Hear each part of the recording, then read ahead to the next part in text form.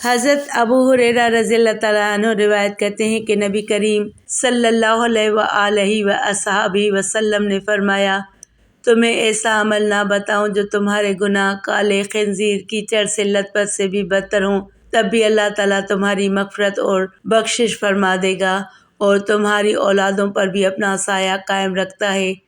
حضرت ابو ہریرہ رضی اللہ تعالیٰ عنہ فرماتے ہیں، مجھے تجسس ہوا کہ آقا کب بتائیں گے، جب آپ صلی اللہ علیہ وآلہ وسلم نے ارشاد فرمایا، میں نے اپنے دل میں گمان پایا یہ تو تمام گناہ گار جنت میں۔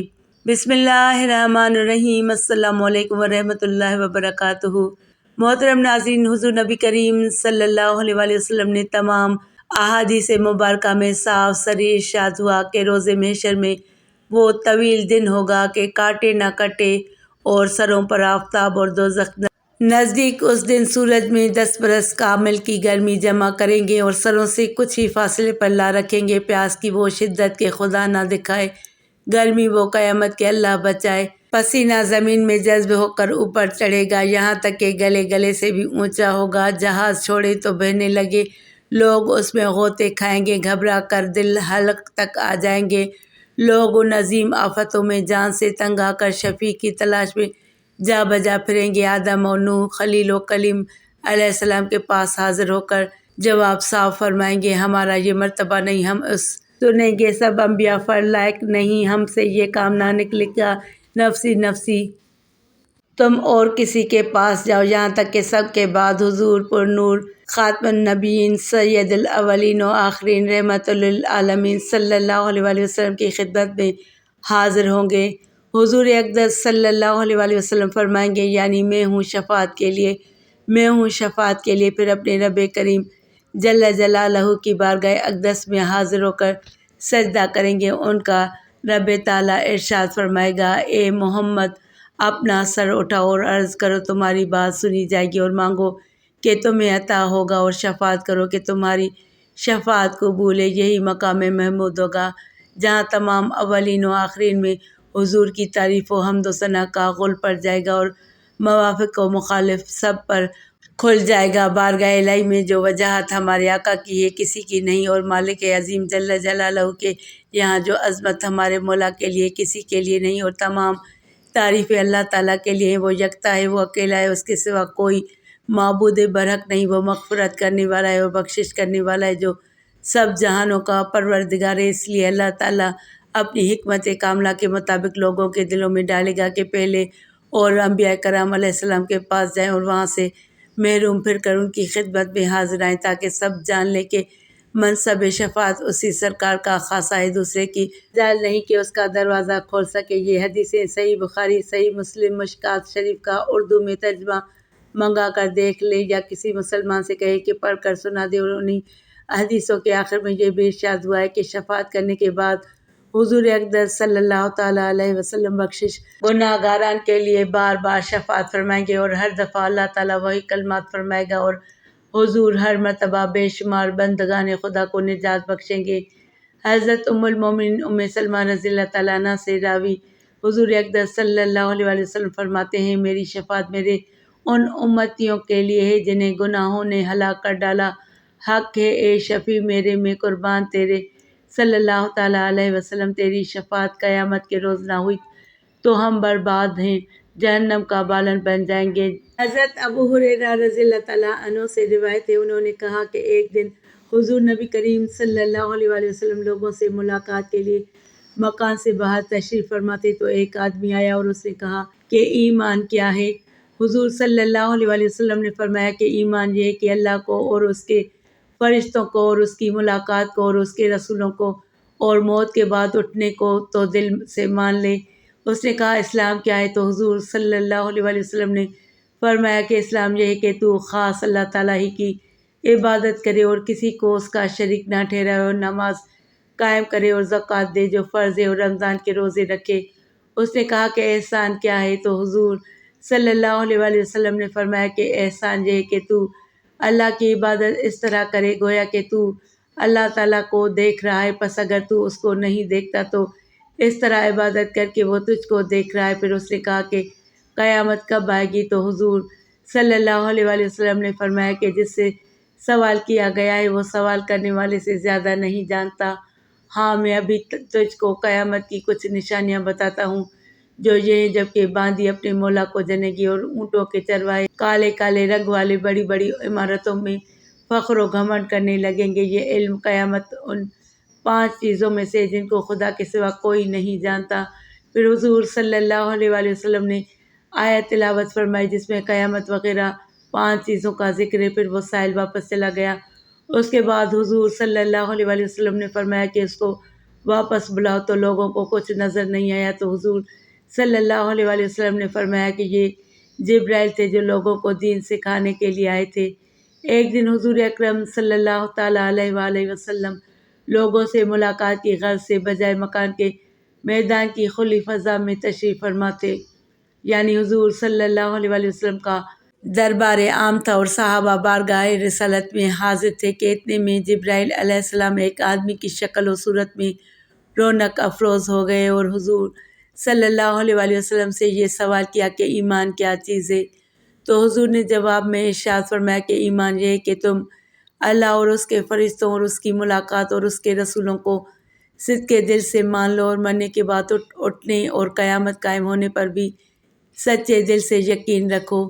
اس کے بعد حضرت جبرائیل علیہ السلام نے دوسرا سوال کیا کہ اسلام کیا ہے؟ تو حضور صلی اللہ علیہ وآلہ وسلم نے فرمایا کہ اسلام یہ ہے کہ تم اللہ کی عبادت کرو اور شرک نہ کرو اور نماز قائم کرو اور زکوٰۃ دیتے رہو اور رمضان کا روزہ رکھو۔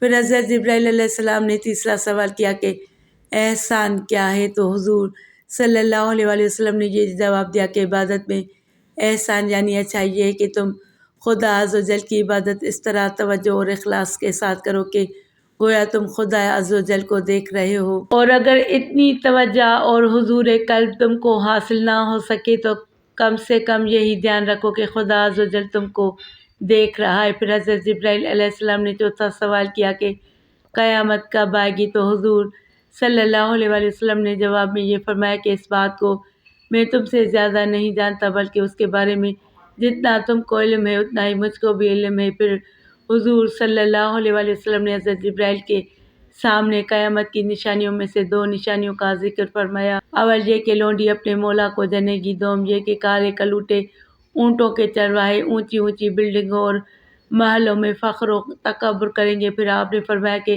قیامت کا علم ان 5 علموں میں سے ہے جن کو خدا کے سوا کوئی شخص اپنی عقل و برائیت یا فہم و فراست سے نہیں جان سکتا۔ ہاں اگر خدا کسی کو بتا دے تو وہ خدا کے بتانے سے ضرور جان لے گا۔ پھر بطور ثبوت کے حضور صلی اللہ علیہ وآلہ وسلم نے سورہ لقمان کی آخری آیت تلاوت فرمائی۔ ترجمہ: اللہ ہی کے پاس قیامت کا علم ہے اور وہی بارش اتارتا ہے اور وہی بچے دانیوں میں جو کچھ ہے اس کو جانتا ہے، اور کوئی نہیں جانتا کہ وہ کل کیا کرے گا اور کوئی نہیں جانتا کہ وہ کسی زمین میں مرے گا۔ بے شک اللہ تعالیٰ جاننے والا اور خبر دینے والا ہے۔ اس کے بعد حضرت جبرائیل مجلس سے اٹھ کر چلے گئے۔ پھر حضور صلی اللہ علیہ وآلہ وسلم نے صحابہ کرام رضوان اللہ تعالیٰ علیہم اجمعین کو حکم دیا کہ اس آدمی کو واپس بلا کر لاؤ، مگر جب صحابہ اس کی تلاش میں نکلے تو اسے دور دور تک کوئی آدمی نظر نہیں آیا۔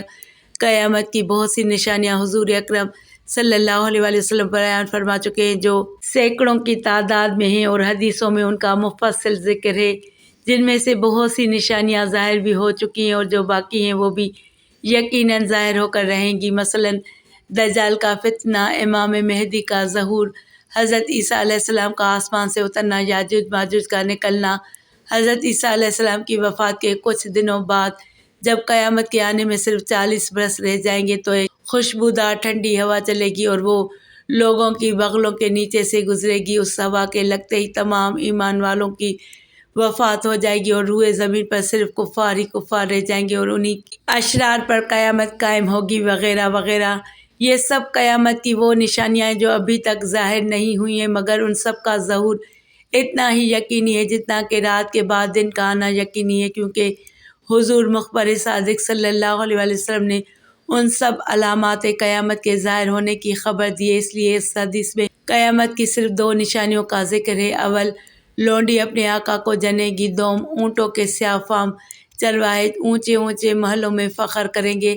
قیامت کی یہ 2 نشانیاں ان نشانیوں میں سے ہیں جو اس زمانے میں ظاہر ہو چکی ہیں اور جن کو ہر شخص آج اپنی آنکھوں سے دیکھ سکتا ہے۔ پہلی نشانی کہ لونڈی اپنے آقا کو جنے گی۔ شارح نے حدیث نے اس کی بہت معنی بیان فرمائے، مگر فقیر الرقم الحروف کے نزدیک اس حدیث کا سب سے زیادہ راجح اور واضح مطلب یہی ہے کہ اولاد نافرمان پیدا ہونے لگے گی، یعنی لڑکے اپنی ماؤں کے ساتھ ایسا سلوک کریں گے جیسا سلوک مولی اپنے لونڈی کے ساتھ کیا کرتا ہے، تو گویا ماں نے اپنے لڑکے کو نہیں بلکہ اس کے پیٹ سے اس کا مولی پیدا ہوا۔ چنانچہ آج کل کی اولاد ماں باپ کے ساتھ جو سلوک کرتی ہے وہ بالکل ظاہر ہے۔ دوسری نشانی کہ سیاہ فام اونٹوں کے چرواہے محلوں میں فخر کریں گے، اس کا مطلب یہ ہے کہ حقیر و ذلیل پست اقوام کے لوگ جن کو کبھی پھونس کی چھپڑ بھی میسر نہیں تھی، وہ اونچی اونچی کوٹھیوں اور شاندار بنگلوں میں فخر کریں گے۔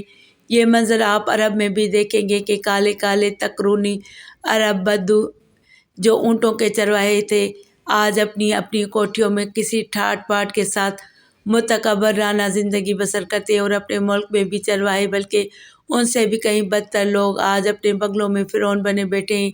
حضرت ابو ہریرہ سے مروی ہے کہ نبی کریم صلی اللہ علیہ وآلہ وسلم نے فرمایا، تمہیں ایسا عمل نہ بتاؤں جو تمہیں جنت میں لے جائے۔ حضرت ابو ہریرہ فرماتے ہیں، مجھے تو تجسس ہوا کہ آپ کب ارشاد فرمائیں گے۔ جب آپ صلی اللہ علیہ وآلہ وسلم نے ارشاد فرمایا تو میں گمان پایا کہ تمام گناہ گار تو جنت میں جائیں گے۔ وہ عمل یہ تھا سب کے ساتھ رحم دلی کا معاملہ کرنا، حسن اخلاق کے ساتھ بات چیت کرنا، کمزوروں پر رحم کرنا، بھوکوں کو کھانا کھلانا، پیاسے کو پانی پلانا۔ ان عملوں کی وجہ سے تمہاری اولادیں بھی اللہ کے سائے میں رہتی ہیں۔ یہ عمل آپ کو جنت تک لے جائیں گے۔ جیسا کہ ایک زناکار عورت کی مغفرت اس طرح ہوئی کہ وہ ایک کتے کے پاس سے گزری جو ایک کنویں کے پاس زبان نکالے ہوئے تھا اور قریب تھا کہ پیاس کی شدت اس کو مار ڈالے، تو اس عورت نے اپنا موزہ نکالا اور اس کو اپنے دوپٹے میں باندھ کر کنویں میں سے پانی بھر کر اس کو پلایا، تو اللہ تعالیٰ نے اس عمل کے اجر میں اس کو بخش دیا۔ اس حدیث میں تمام مخلوق پر رحم و کرم کرنے کی اہمیت کو بیان کیا گیا ہے، اور یہ کہ اللہ تعالیٰ مختار وہ چاہے تو ایک بہت ہی ادنا سے نیک عمل کرنے والے کو اپنے فضل و کرم سے بخش دے۔ اس کے دربار میں عمل کے وزن اور مقدار کو نہیں دیکھا جاتا، بلکہ اس کی بارگاہ میں خلوص نیت اور اخلاص عمل کی قدر دیکھی جاتی ہے۔ بہت ہی معمولی عمل اگر بندہ اخلاص اور نیک نیتی کے ساتھ کرے تو وہ رب کریم اس عمل کے ثواب میں بندے کو اپنے رضوان و غفران کی نعمتوں سے سرفراز فرما کر اس کو جنت الفردوس کا مکین بنا دیتا ہے، اور ان کی اولاد پر اپنا سایہ قائم کیے رکھتا ہے۔ خدا کی رحمت بندوں کو بخشنے کا بہانہ ڈھونڈتی ہے۔ خدا کی رحمت بندوں سے مغفرت کی قیمت نہیں طلب کرتی۔ حضور نے فرمایا کہ تم لوگ ہمیشہ نیکی کا حکم دیتے رہو اور بدی سے منع کرتے رہو، یہاں تک کہ جب تم یہ دیکھ لو کہ ہر شخص بخل کا پیروکار بن گیا ہے اور سب لوگ دنیا کو دین پر ترجیح دینے لگے ہیں، اور ہر شخص اپنی ہی رائے کو سب سے بہتر سمجھنے لگا، اور تم ایسے فتنوں کو دیکھ لو کہ ان سے بچنا دشوار ہو جائے، تو پھر تم لوگ اپنی ہی ذات کو لازم پکڑ لو اور عوام کے معاملے کو بالکل چھوڑ دو، یعنی گوشہ نشین ہو جاؤ، کیونکہ تمہارے بعد صبر کے دن آ رہے ہیں۔ جو ان دنوں میں صبر کر لے گا گویا ہاتھ میں آگ کا انگارہ لے گا۔ ان دنوں میں جو نیک اعمال کرے گا اس کو 50 آدمیوں کے اعمال صالحہ کرنے کا ثواب ملے گا۔